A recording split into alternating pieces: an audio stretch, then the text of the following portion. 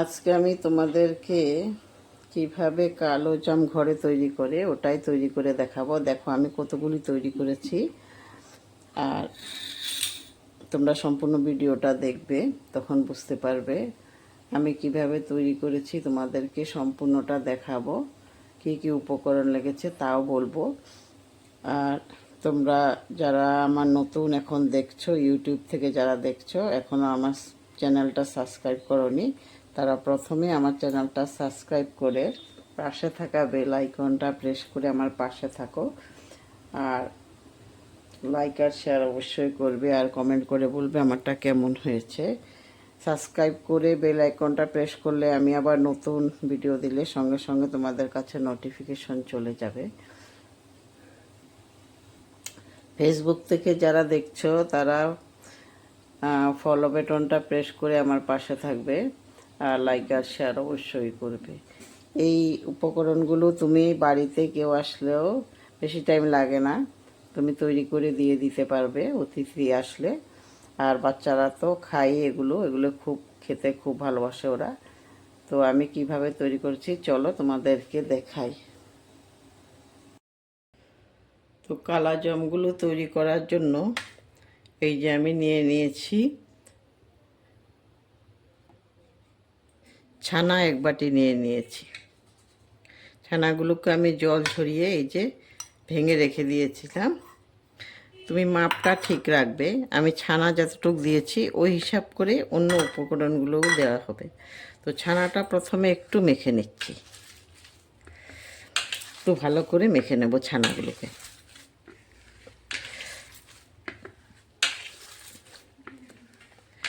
এরকম এরকম করে এই দেখো আমি কিভাবে করছি দেখে নাও।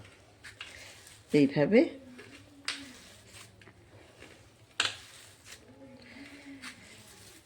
হাত দিয়ে দিয়ে দিয়ে এইভাবে ভালো করে মেখে নিতে হবে। প্রথমে ভালো করে না মেখে নিলে কিন্তু কালো জামগুলো ভালো হবে না, ফেটে যেতে পারে। এই জন্য ছানাটা প্রথমে ভালো করে তোমরা মেখে নিতে হবে। 5-7 মিনিট এটাকে ভালো করে মেখে নেব আমি। তো মাখা হয়ে গেছে, তারপরে উপকরণগুলো আমি দিচ্ছি কি কি লাগবে। ছানাটা মাখা হয়ে গেছে, তারপরে এই যে আমি 1 বাটি নিয়েছি ময়দা, এটার মধ্যে দিয়ে দিচ্ছি আমি বেকিং পাউডার। বেকিং সোডা নয় কিন্তু, এটা বেকিং পাউডার। তোমরা খেয়াল করবে এটা বেকিং পাউডার দিয়েছি। তো আমি এটা এখন দিয়ে দেব এটার মধ্যে, একটু মিশিয়ে তারপরে দেব, চামচ দিয়ে একটু মিশিয়ে তারপরে দিচ্ছি বেকিং পাউডার আর ময়দা। এখানে ময়দা আছে 1 বাটি আর বেকিং পাউডার দিয়েছি। এখন এইখানে দিয়ে দিচ্ছি, তারপরে দিয়ে দিচ্ছি এই যে গুঁড়ো দুধ।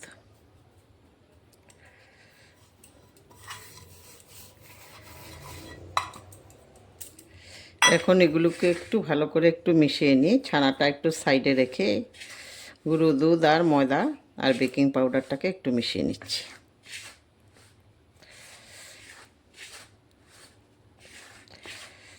মেশানো হয়ে গেছে। এখন আমি আস্তে আস্তে করে ময়দার সঙ্গে আর গুঁড়ো দুধের সঙ্গে ছানাটা আস্তে আস্তে করে মাখবো। তারপরে জলটা আমি রুম টেম্পারেচারের জল দেব। তোমরা দুধ দেওয়ার দরকার নেই, পাউডার গুঁড়ো দুধ দিয়েছি আর দুধের দরকার নেই, লিকুইড দুধের দরকার নেই। আস্তে আস্তে করে মাখবো, আর লাগলে একটু একটু করে জল দেব, একটু একটু করে জল দেব। প্রথমে একটু মেখে নিচ্ছি, তারপরে বুঝে একটু একটু করে জল দেব। প্রথমে দিচ্ছি না জলটা, প্রথমে জল দিলে আন্দাজ পাওয়া যাবে না, এই জন্য প্রথমে দেব না।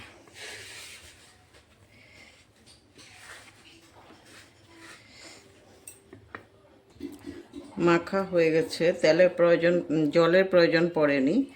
আমি এখন একটু তেল হাতে নিয়ে এগুলোকে একটু মেখে নেব। 2 চামচের মতো তেল দেব। তেলটা দিলে আর হাতে লাগবে না, সফটও হবে, এই জন্য তেল দিয়ে দিচ্ছি। 2 চামচের মতো দেবো, 1 চামচ দিয়েছি আর 1 চামচ দেব। তখন হাতে আর লাগবে না মাখার সময়, বা যখন আমি গোল্লা করব তখন হাতে লাগবে না। 1 চামচ দেওয়া হয়ে গেছে, আর 1 চামচ দিচ্ছি। এই 2 চামচ হয়ে গেছে, আর লাগবে না তেল। এখন আবার একটু ভালো করে মেখে নিচ্ছি।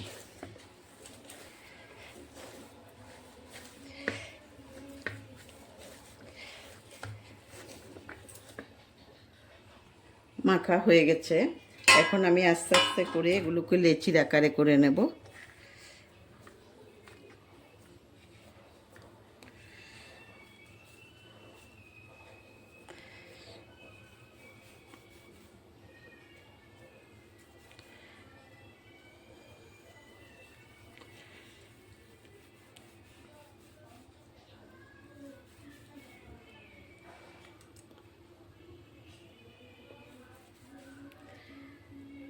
এই যে এইভাবে করে নিচ্ছি একটা একটা করে।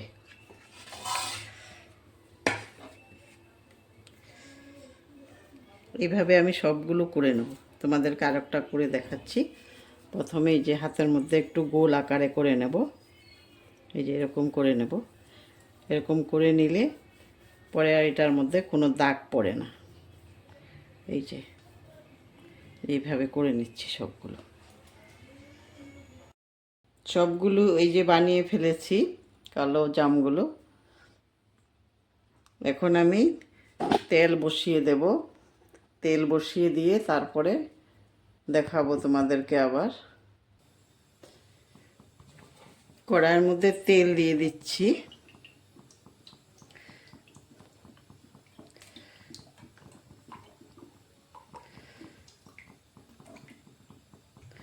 তোমরা একবার আমার মতো করে দেখো ঘরে, খুব ভালো হয় খেতে। একবার করে দেখতে পারো, একবার করলে বুঝতে পারবে কিরকম হয় এগুলো। আমি কিভাবে করেছি তোমরা সম্পূর্ণটা দেখো, তাহলে বুঝতে পারবে। এখন তেলটা গরম হবে, একটু হালকা গরম হলে তারপরে দেব।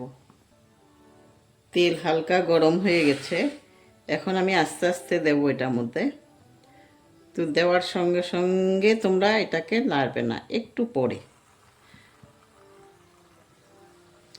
আমি আস্তে আস্তে করে দিয়ে দিচ্ছি।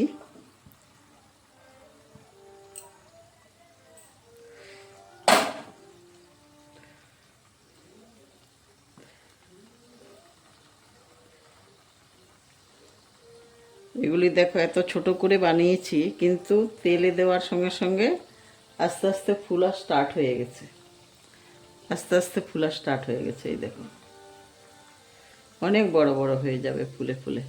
একটু হালকা হালকা আমি নেড়ে দিচ্ছি, এই দেখো।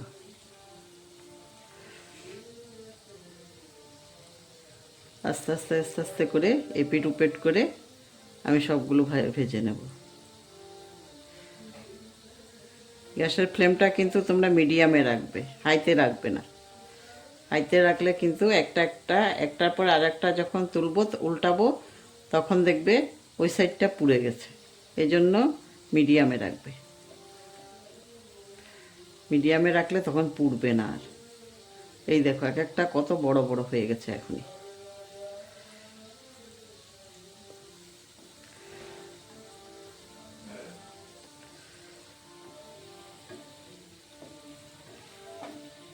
এই দেখো কালারটা অনেকটা চেঞ্জ হয়ে গেছে।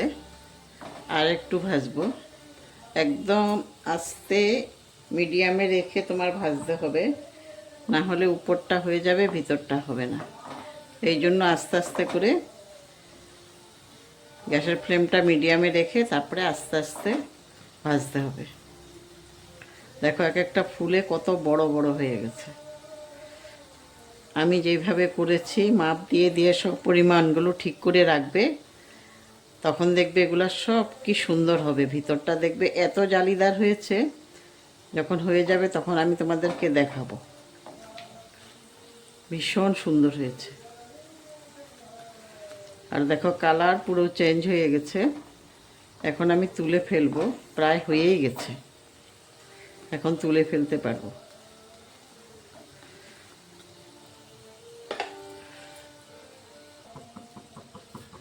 আমি এখন তুলে ফেলছি একটা একটা করে। হয়ে গেছে এগুলো, কত সুন্দর হয়েছে দেখো, ফুলে কত বড় বড় হয়ে গেছে এক একটা।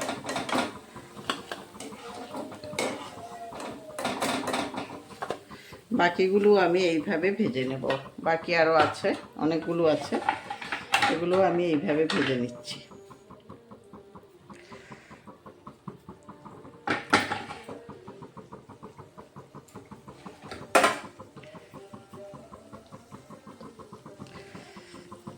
দেওয়ার সঙ্গে সঙ্গে ফুলা স্টার্ট হয়ে যায়।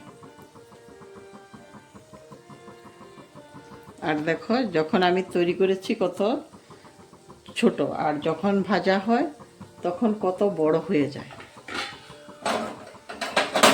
গ্যাসের ফ্লেমটা একদম মিডিয়ামে রেখে তোমরা ভাজবে, তখন দেখবে একটাও পুড়বে না। দেখো সবগুলো ভাজা হয়ে গেছে।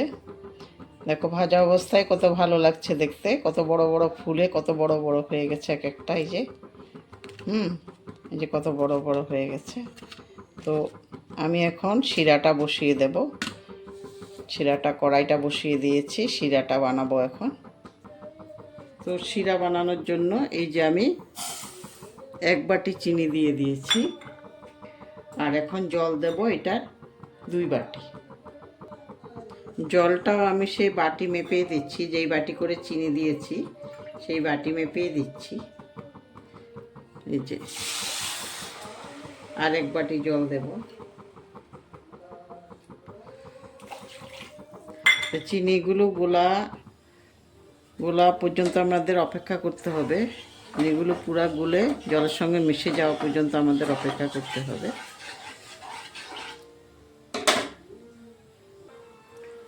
আমি দুটো এলাচ এই যে একটু থেতো করে দিয়ে দিয়েছি।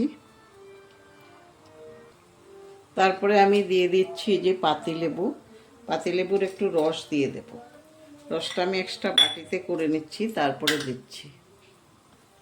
এই যে পাতিলেবুর রসটা দিয়ে দিচ্ছি। পাতিলেবুর রসটা দিয়ে দিলে আর ছিটছিটে ভাবটা থাকবে না। হয়ে গেছে।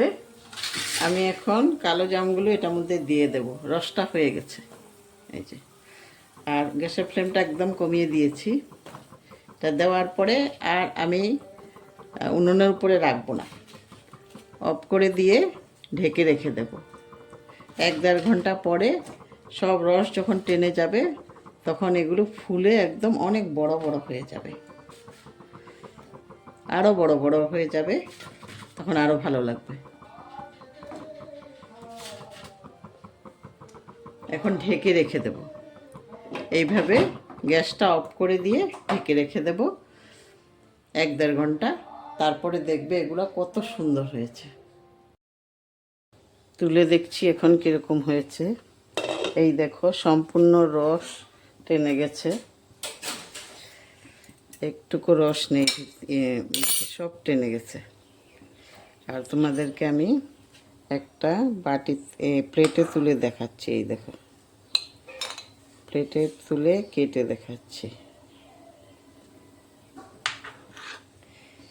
এই দেখো রস পুরোপুরি টেনে গেছে। কত সুন্দর হয়েছে। এই দেখো কত সুন্দর হয়েছে, দেখেছো ভিতরটা একদম তুলতুলে হয়েছে, নরম হয়েছে। আর রস টেনে, শিরা টেনে আরও সুন্দর হয়ে গেছে, আরও তুলতুলে একদম নরম হয়ে গেছে। এই যে, তো এইভাবেও করা যায় ঘরে, তোমরাও করে খেতে পারবে। আর একবার ট্রাই করে দেখো, আর আমারটা কেমন হয়েছে অবশ্যই বলবে। সবাইকে আমার সম্পূর্ণ ভিডিওটা দেখার জন্য অনেক অনেক ধন্যবাদ। আবার দেখা হবে নেক্সটে অন্য আর একটা ভিডিওর সঙ্গে। ধন্যবাদ, ভালো থাকো, সুস্থ থাকো।